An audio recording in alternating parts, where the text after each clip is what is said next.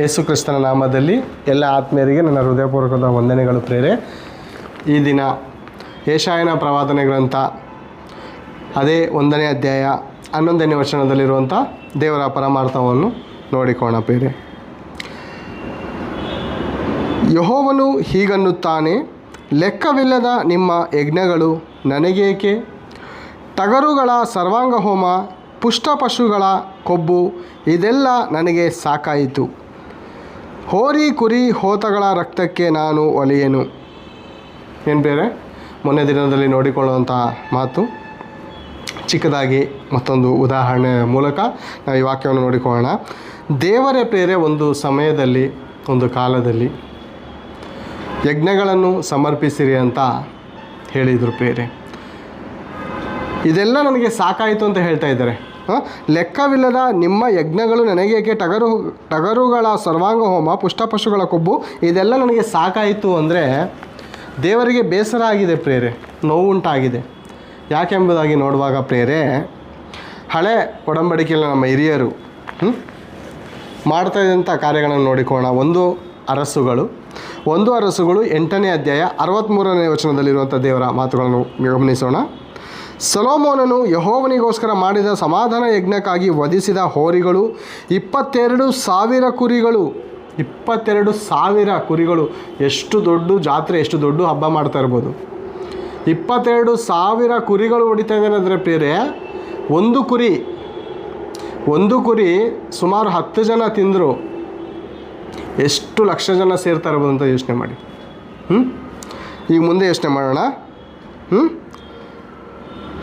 ಯಜ್ಞಕ್ಕಾಗಿ ವಧಿಸಿದ ಹೋರಿಗಳು 22,000 ಕುರಿಗಳು, ಆಮೇಲೆ 122,000. ಈ ಪ್ರಕಾರ ಅರಸನು ಎಲ್ಲ ಇಸ್ರಾಯೇಲರು ಯೆಹೋವನ ಆಲಯದಲ್ಲಿ ಪ್ರತಿಷ್ಠಿಸಿದರು. ಮತ್ತೊಂದು ಸಾರಿ ಓದ್ತೇನೆ. ಸೊಲೊಮೋನನು ಯೆಹೋವನಿಗೋಸ್ಕರ ಮಾಡಿದ ಸಮಾಧಾನ ಯಜ್ಞಕ್ಕಾಗಿ ವಧಿಸಿದ ಹೋರಿಗಳು 22,000 ಕುರಿಗಳು, 122,000. ಈ ಪ್ರಕಾರ ಅರಸರು ಎಲ್ಲ ಇಸ್ರಾಯೇಲರು ಯೆಹೋವನ ಆಲಯವನ್ನು ಪ್ರತಿಷ್ಠಿಸಿದರು. ಏನು ಬೇರೆ 122,000 ಕುರಿಗಳೇ ಹೊಡಿತಾ ಇದ್ದಾರೆ, ಟಗರುಗಳೇ ಹೋಮ ಮಾಡ್ತಾ ಇದ್ದಾರೆ ಅಂದರೆ ಎಷ್ಟು ಲಕ್ಷ ಜನ ಅಲ್ಲಿ ಸೇರಿರಬೇಕು. ಅಂದರೆ ಪ್ರಿಯರೇ, ನಮ್ಮ ಹಿರಿಯರು ಏನು ಮಾಡ್ತಾಯಿದ್ರು ಅಂದರೆ ಪ್ರಿಯರೇ, ಹೋಮ ಮಾಡ್ತಾಯಿದ್ರು, ಸಮಾಧಾನ ಯಜ್ಞ ಸಮರ್ಪಿಸ್ತಾಯಿದ್ರು.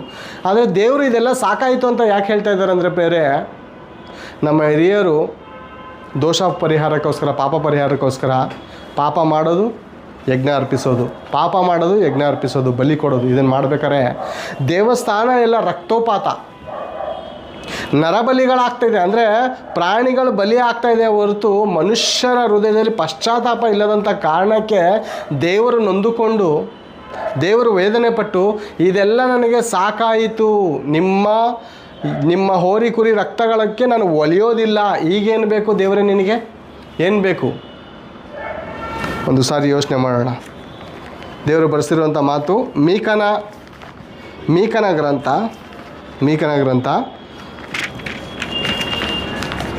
6ನೇ ಅಧ್ಯಾಯ 8ನೇ ವಚನ. ಮನುಷ್ಯನೇ, ಒಳ್ಳೆಯದು ಇಂಥದ್ದೇ ಎಂದು ದೇವರು ನಿನಗೆ ತೋರಿಸಿದಾರಂತೆ.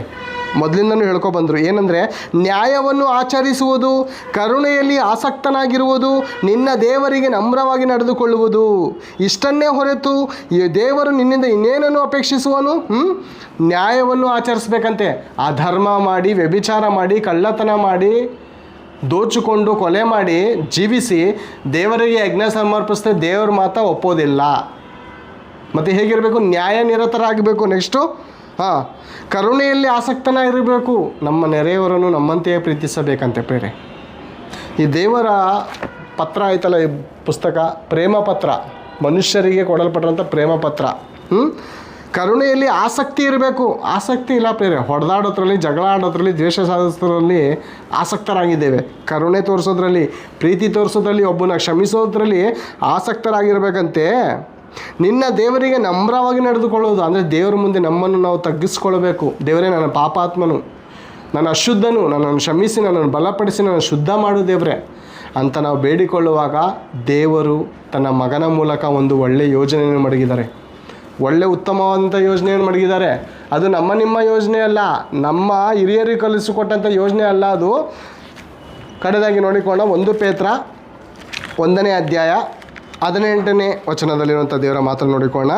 ವ್ಯರ್ಥವಾದ ನಡವಳಿಕೆಯಿಂದ ನಿಮಗೆ ಬಿಡುಗಡೆಯಾದದ್ದು ಬೆಳ್ಳಿ ಬಂಗಾರ ಮುಂತಾದ ನಶಿಸಿ ಹೋಗುವ ವಸ್ತುಗಳಿಂದಲ್ಲ, ಪೂರ್ಣಾಂಗವಾದ ನಿಷ್ಕಳಂಕದ ಯಜ್ಞದ ಕುರಿಯ ರಕ್ತದಿಂದಲೋ ಎಂಬಂತೆ ಕ್ರಿಸ್ತನ ಅಮೂಲ್ಯವಾದ ರಕ್ತದಿಂದಲೇ ಎಂದು ಬಲ್ಲಿರಲ್ಲವೇ. ಅವ್ರಿಗೆ ಗೊತ್ತಿತ್ತು, ನಮಗೇನು ಗೊತ್ತಿಲ್ಲ ಪಾಪ ಅಮಾಯಕರು. ಕ್ರಿಸ್ತನ ಅಮೂಲ್ಯವಾದ ರಕ್ತದಿಂದಲೋ ಎಂಬಂತೆ ಬಲ್ಲಿರಲ್ಲವೇ. ಆತನು ಜಗತ್ತುತ್ಪತ್ತಿಗೆ ಮೊದಲು ಗೊತ್ತು ಮಾಡಲ್ಪಟ್ಟು ಅಂತ್ಯಕಾಲದಲ್ಲಿ ನಮಗೋಸ್ಕರ ಪ್ರತ್ಯಕ್ಷನಾದನು. ಜಗತ್ತುತ್ಪತ್ತಿಗೆ ಮುಂಚೆ, ಇವಾಗ 1 ವಾರ ಮುಂಚೆ 1 ತಿಂಗಳು ಮುಂಚೆ ಹೇಗೆ ಕುರಿನ ತೆಗೆದುಕೊಂಡು ಬಂದು ಹಳ್ಳಿಗಳಲ್ಲಿ ಕಟ್ಟಾಕಿ ಅದಕ್ಕೆ ಇಂಡಿ ಬೂಸವನ್ನು ಹಾಕಿ ಹುಲ್ಲನ್ನು ಹಾಕಿ ಮೇಯಿಸಿ ಒಂದು ಹಬ್ಬ ಬಂದಾಗ ಹೇಗೆ ಕುರಿನ ಕಡಿತಾ ಇದ್ದರು, ಅದೇ ರೀತಿ ತಂದೆಯಾದ ಪರಮಾತ್ಮನು ಜಗತ್ತುತ್ಪತ್ತಿಗೆ ಮುಂಚೆ ಮನುಷ್ಯರ ಪಾಪ ನಿವಾರಣೆಗೋಸ್ಕರ ದೇವರು ಮೊದಲೇ ನೇಮಕ ಮಾಡಿದಂಥ ಯಜ್ಞದ ಕುರಿಯಾದಾತನು. ಕೇವಲ ಆತನಿಂದ ಮಾತ್ರ ಪಾಪಕ್ಕೆ ವಿಮೋಚನೆ. ಅದಕ್ಕೆ ಯೋಹಾನನೇ ಅಧ್ಯಾಯ 27ರಲ್ಲಿ ಅಗೋ ದೇವರು ಯಜ್ಞಕ್ಕೆ ನೇಮಿಸಿದ ಕುರಿ ಲೋಕದ ಪಾಪವನ್ನು ನಿವಾರಣೆ ಮಾಡುವಂಥ ದೇವಪುತ್ರನಾಗಿದ್ದಾನೆ ಪ್ರಿಯರೇ. ಆತನ ಮೇಲೆ ನಂಬಿಕೆ ಮಾಡುವ ಒಬ್ಬನಾದರೂ ನಾಶವಾಗುವುದಿಲ್ಲ ಅನ್ನುವಂಥ ಮಾತು ಸತ್ಯ. ಯೋಹಾನನ ಬರೆದ ಪತ್ರಿಕೆ 3ನೇ ಅಧ್ಯಾಯ 16ನೇ ವಚನದಲ್ಲಿ ಮಾತು ಬರೆಯಲ್ಪಟ್ಟಿದೆ. ಒಂದು ಸಾರಿ ಸತ್ಯವೇದ ಗ್ರಂಥವನ್ನು ಡೌನ್ಲೋಡ್ ಮಾಡಿಕೊಂಡು ಅದನ್ನು ನೋಡುವುದಾದರೆ ನಾವು ಸತ್ಯ ತಿಳ್ಕೊತೀವಿ. ಸತ್ಯ ತಿಳ್ಕೊಂಡ್ರೆ ನಮಗೆ ಬಿಡುಗಡೆ ಆಗುತ್ತೆ ಅನ್ನುವಂಥ ಮಾತನ್ನು ನಿಮ್ಮ ಮುಂದೆ ಪ್ರೀತಿಯಿಂದ ಇಡುತ್ತಾ ನನ್ನ 2 ಮಾತುಗಳನ್ನು ಮುಗಿಸ್ತಾ ಇದ್ದೇನೆ. ಎಲ್ಲರಿಗೂ ವಂದನೆಗಳು.